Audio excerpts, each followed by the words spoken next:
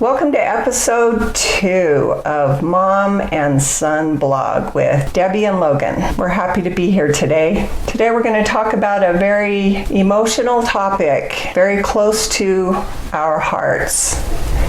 We're going to talk about the passing of my daughter Heather, Logan's sister, because the number one question that we've been getting from you and our loved ones are, what happened to Heather and how are you coping with her loss? That's right. I always thought that Heather's lung disease would take her life, as well as Logan's, because they both have a lung disease that gets worse as time passes. And they have to do lung therapy to keep their lungs clear so that they can breathe.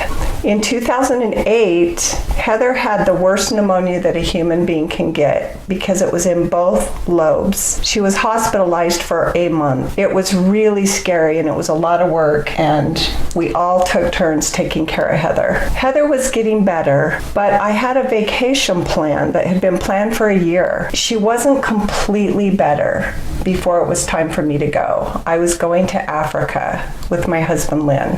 I called my sister, Shelly, in tears, and I said, I can't go to Africa. Heather's not better. But they hadn't taken a scan, so I didn't know for sure how bad her lungs really were. And Heather had a very strong wish for me to go to Africa as planned. She said, Mom, you can't stop your life every time I get sick. You have to live your life.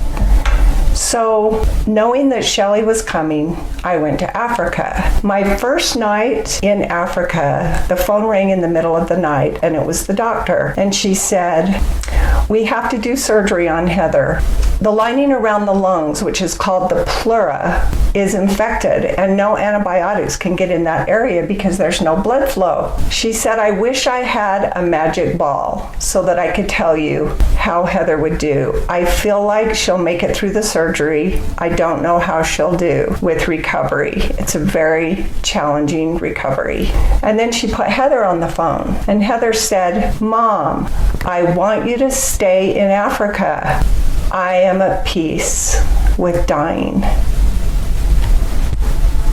I couldn't believe it. And the whole time I was there, I was literally living that experience for Heather. I was taking videos of everything I saw, knowing that as soon as I got home, I was going to show Heather Africa. Every morning I got an email from the doctor to let me know how Heather was doing. Shelly was there, as she will say, walking in my shoes, as was Logan. Yeah, it was an incredibly difficult time for me, and I don't really even know how to go over it. I've never really talked about it before in a way to anybody else anyway. You know, my brain has learned to go to a place during traumatic times.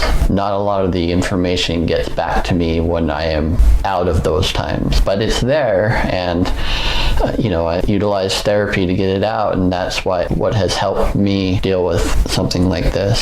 So would you say, Logan, that you compartmentalize? Yeah, well, no, I mean, I feel like I'm there when I'm doing it, but then like when I try, like right now, try to think about what was it like for you, and it's like, I don't know, it was hard. I had to go to the hospital every day, but I wasn't doing the brunt of the work. When I got home from Africa, every morning I went to Heather's and showed her raw footage of Africa as she was doing her lung therapy and getting well. And she was determined. She didn't want to go yet. She had prose to write, traveling to do, places to see. She had so much she still wanted to do. So she got better. So that was 13 years ago. Then 6 months ago, Heather had some symptoms that fit with what she and her doctor were convinced she'd had for over a year, which was perimenopause.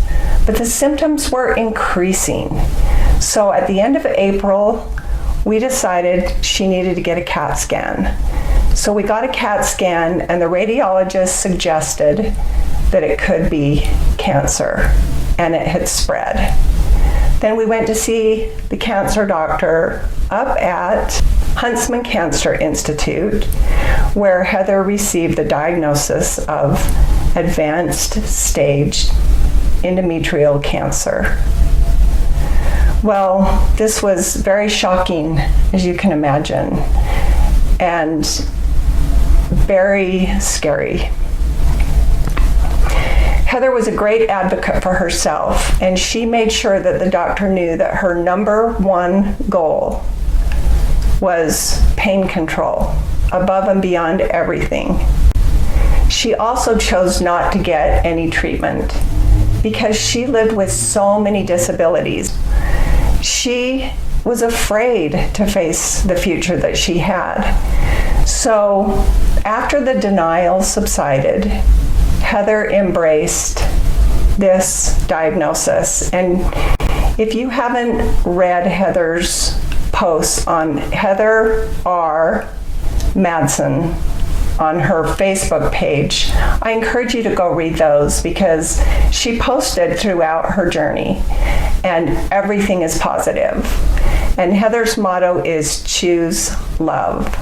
I was going home to sleep, coming back first thing in the morning, staying with Heather all day, while she was able to wake up at 12:30 a.m.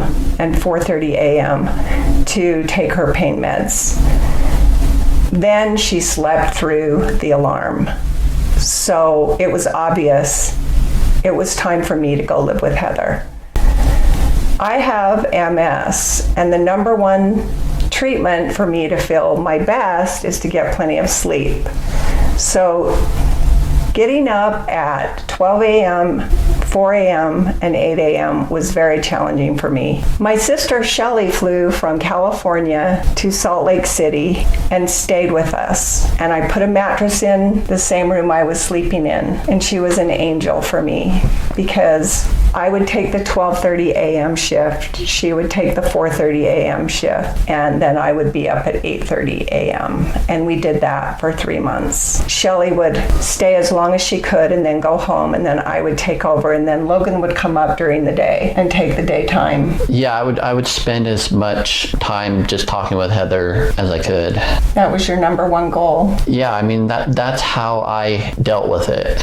And that's what Heather wanted. She loves being with her family and her friends, but because she has autism, she is limited in how much she can socialize. I was there, even though Logan was there, but I would go in and rest and have a nap. And this became more than Logan and I could handle, and sometimes my sister had to go back to California. So this is when another love story began. We had friends coming over who could sit with Heather during 12 o'clock to 1 o'clock and 6 o'clock to 7 o'clock to help her stay awake so that she could do her lung therapy. Because if she didn't do her lung therapy, then her lung disease would get worse. She would get pneumonia, and it would be the pneumonia that would take her. So we had this beautiful love story with people coming in and helping.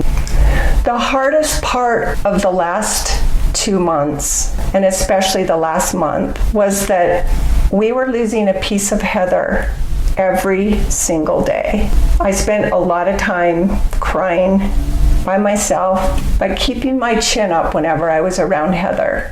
Heather's number one goal around her caregivers, around Logan and me and family and friends was choose love.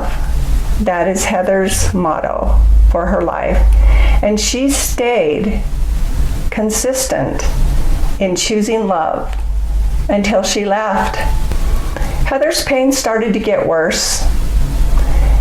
Even with her pain meds, Logan would come over at night sometimes. Oh yeah, she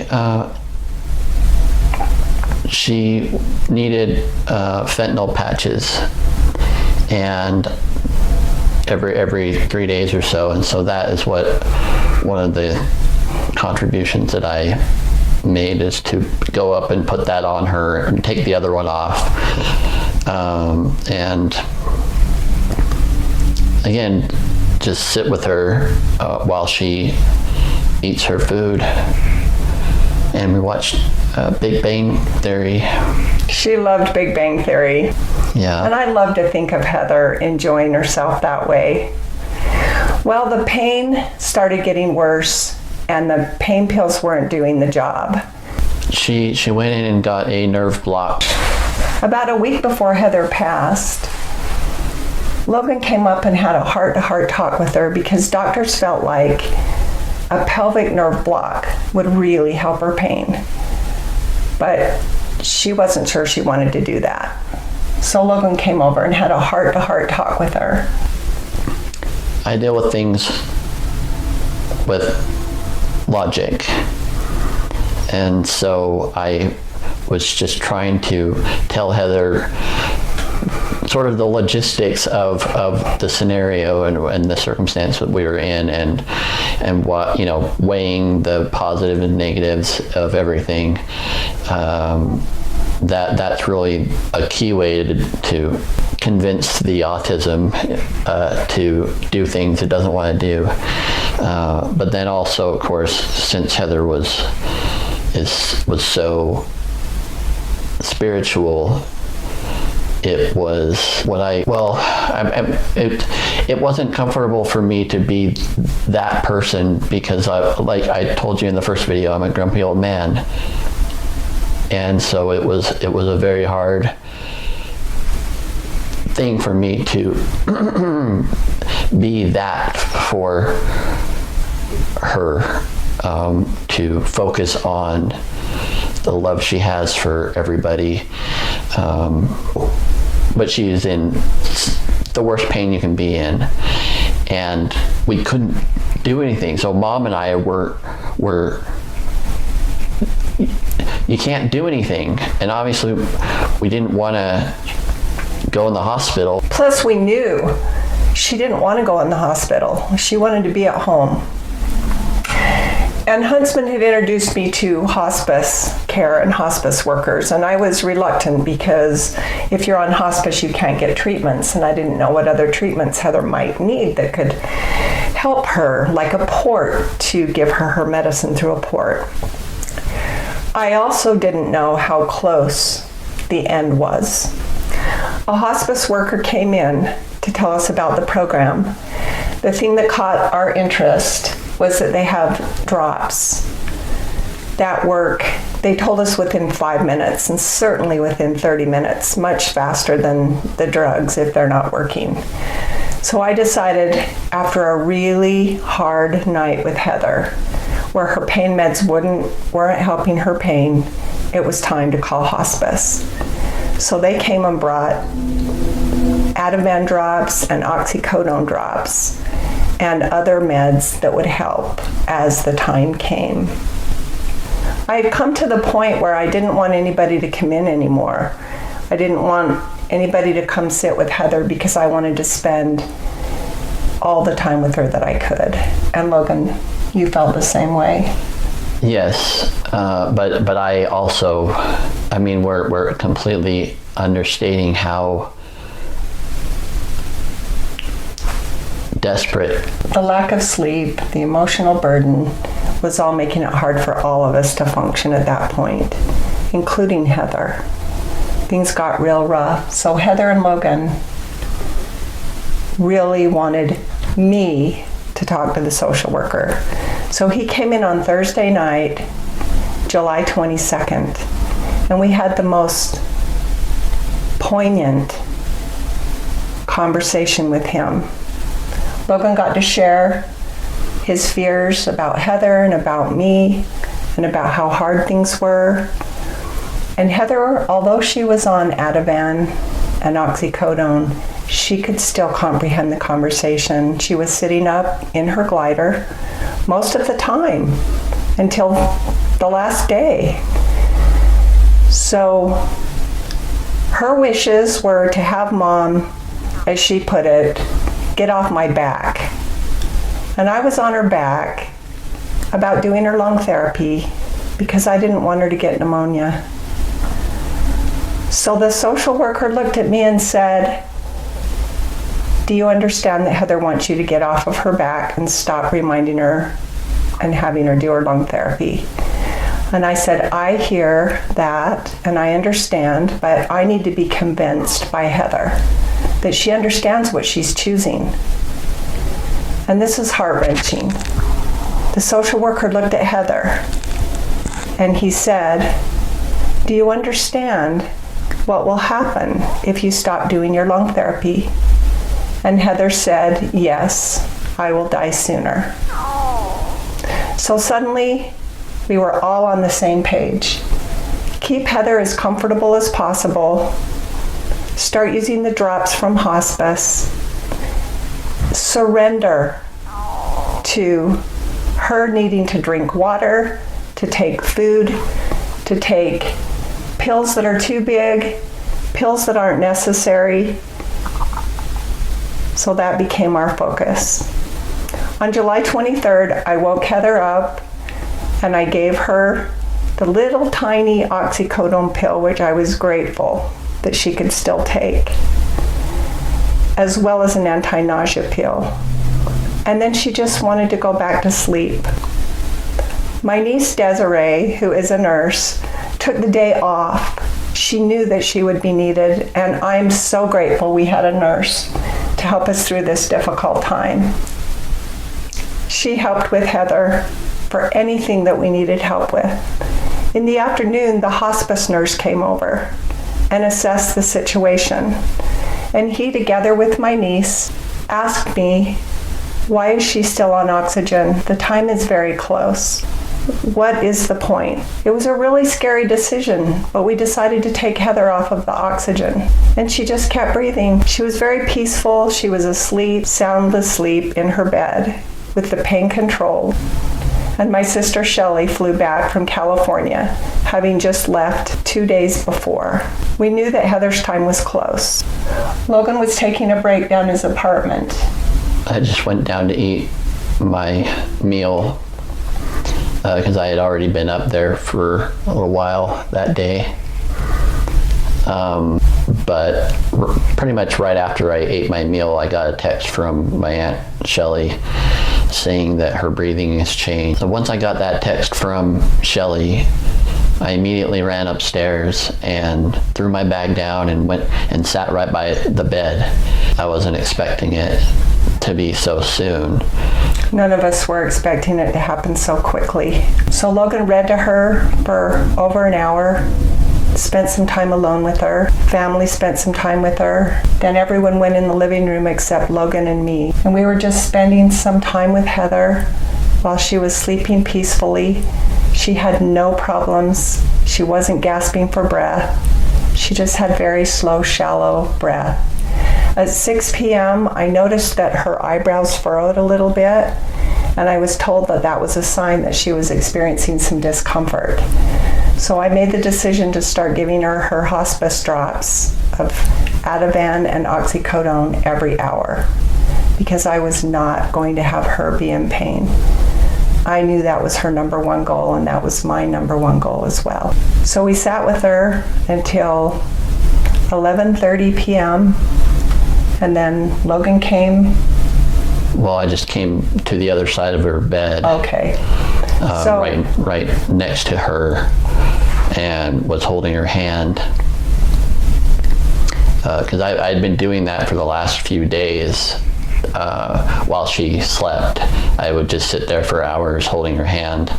Also giving her, they have these cubes that you dip in water, and you give it and she squeezes it, and obviously it helps the dry mouth that she was having. So I would sit there and do that for as long as she needed me to, and she preferred me to do it. And so I was just right back in that position that I had been for the last couple of weeks, and was just holding her hand and talking to her.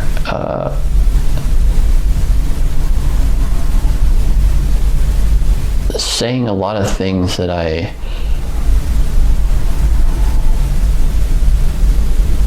don't, I don't know how to express myself in the way that, in that kind of a moment.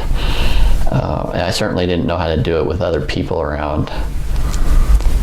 And so I was sort of conflicted in that I wanted to give her everything that I know that she would want to hear. and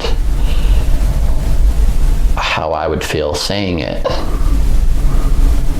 So I decided it was time to leave Logan alone with Heather so that he could say anything that he needed to say and spend time with her by himself. Then I decided to go back in. So he and I, very close to Heather, he was sitting on the chair holding her hand, and I was sitting on the bed with my hand on her shoulder. And suddenly she took a breath, and then there was a gap. Then she took one more breath, and that was the last breath she took. Heather was gone. She wasn't suffering anymore. That was immediate. That was the immediate thing for me. Because it was just awful having to, it was awful. The suffering was awful. So to me, it was just like, I was thankful that part was over. My spirituality is a little still, honestly, that's ultimately how I get through things. But, you know, Heather and I met every Sunday for years and talked about autism and our human condition, our shared disabilities. And so I knew her in a way that nobody else knew her, and I knew how hard it was for her. So those last couple of months were almost unbearable, but she had to bear it, obviously. So it was just, my connection with her was that I wanted her to not have pain anymore. Because it's being on the spectrum, the senses are sensitive. And so I just knew it was just, there were so many unacceptable sensory things along with the pain that it was very hard. And that's why it was such a relief for you to know that she was no longer suffering. Yes. Family stayed to support us after Heather passed. Oh, she died at 11:47. Yeah, on July 23rd. Our family stayed with us till about 1:30 in the morning, and then everyone went home except my sister Shelley. And together, we bathed Heather's body. I even shampooed her hair with one of those dry shampoos and dried it. I put on her favorite jeans, her favorite t-shirt, her shoes and socks, and her favorite jacket. There was only one light in the room, and it made it very peaceful. At 4:30 a.m., Shelley and I went to bed. Then we got up the next day. I'd been told that we could keep her body for 18 hours. I never would have imagined myself getting as much relief and peace as I got keeping Heather's body. I laid by her. I talked to her. I looked at her. This all gave me time to accept the unacceptable. My daughter died. And even though I always knew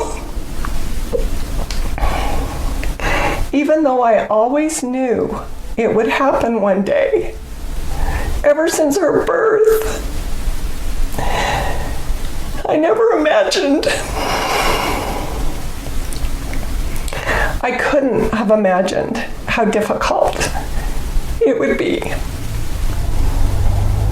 So I called Logan to find out if he wanted to see Heather before they came to get her at 6 p.m. And I wasn't sure, actually.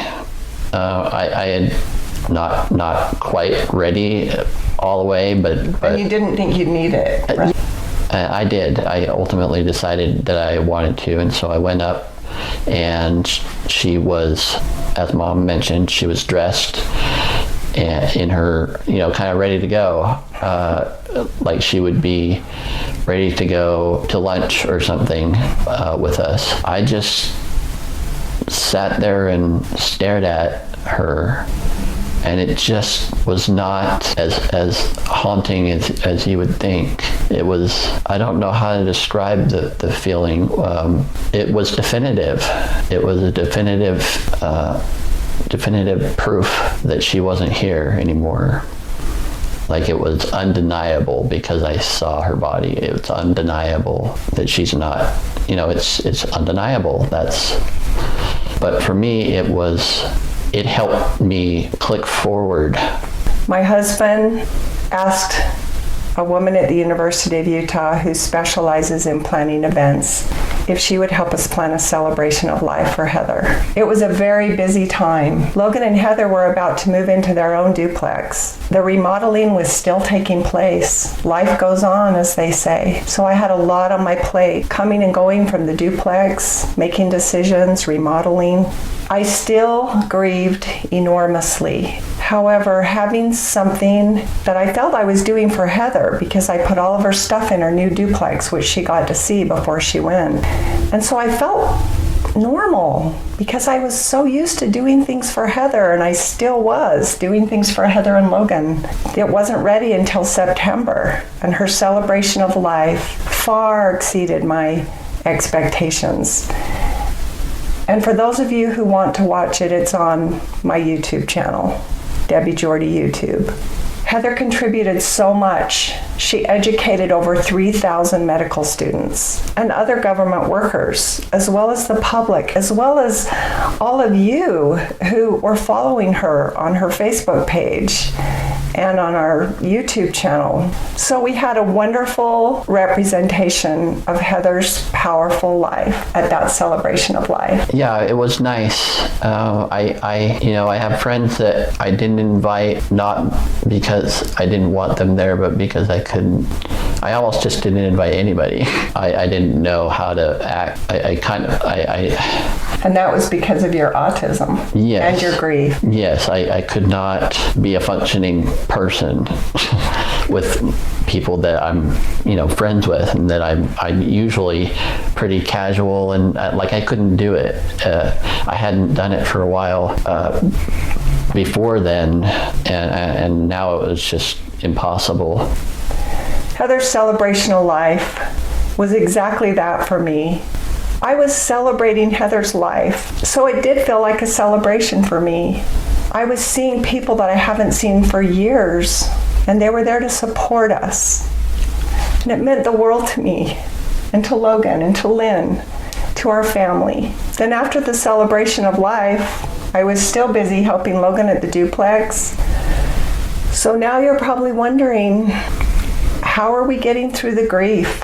It's been 6 months now since Heather passed. And there are definitely moments where it feels absolutely unbearable, for lack of better words. It's so painful. Many of you know what I'm talking about, because losing a loved one is a universal experience. And although everyone experiences it differently, in those moments of deep despair, it feels the same. Sometimes you're not even sure. I'm not even sure how I got through so many of those really hard moments. I haven't read a lot of books on grief or watched very many videos on grief. For some reason, that made me more sad. So time and having to accept so many challenges in our lives. So many fears of the future, so many hard times. I reached for the tools that have helped me through everything, and that is cry when I need to cry to clear my energy. Then accept this has happened and I can't change it. I can't do anything about it, and change my focus to what I can do something about. Making this vlog is something that Logan and I have wanted to do for a long time, and we're so excited to do it now with you. this is where we can put our focus. And we also believe that Heather's watching over us and she's excited. I actually have a birthday present for you, an early birthday present. She knew about that I was doing something, but she didn't know I was going to give it to her right now. Oh, Logan.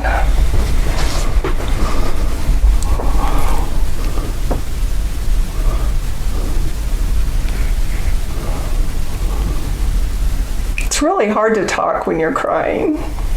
This is so beautiful. Logan drew a picture of Heather with a halo.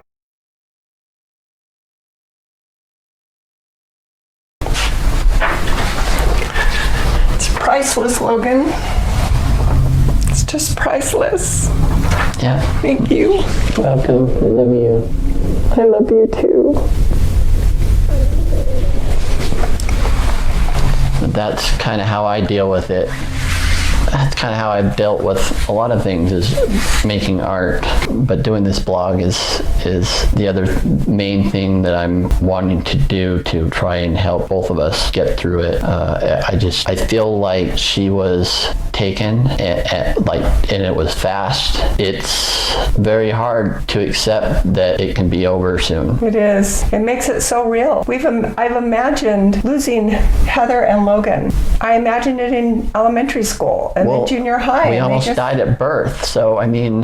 The doctors told us they didn't know how long they would live, so every day was a gift, and I lived my life as if I could lose them. So I can look back and feel like I really did appreciate Heather being here and experience her life with her and really see her, really get to know her. And that's what I encourage all of you to do. Contact the people that you love. Let them know that you love them, even if you can't see them. Write them a letter, send them a card, leave them a message. We all are going to lose someone that we love. We depend on each other to help us through it, and that's how we're getting through it. So thank you. Thank you for being here, and thank you to all of you for all the love and the support that all of you continue to give us. I hope something that we've shared today can help you in some way, whether it be accepting a big challenge you have right now, even if it's not lost. Challenges, they can feel the same. The emotions feel the same. The challenges don't feel the same, but the emotions do. So just remember, people love you. Lean on them. We'll all lean on each other, and that'll help us through our challenges. For our next episode, we've gotten some really good questions. We're going to start with the question, how do you combat your fear of the unknown? What advice do you have for us? How do we prevent negative thoughts of what the future might hold and decrease the anxiety that we get from worrying? Great question. It's a universal challenge. Fear of the unknown. Then another question is, what inspires us to keep going every day with all the challenges that we face? So these are some of the questions that we're going to be answering in our next episode, so we hope you'll join us. Until then, thank you. Thank you.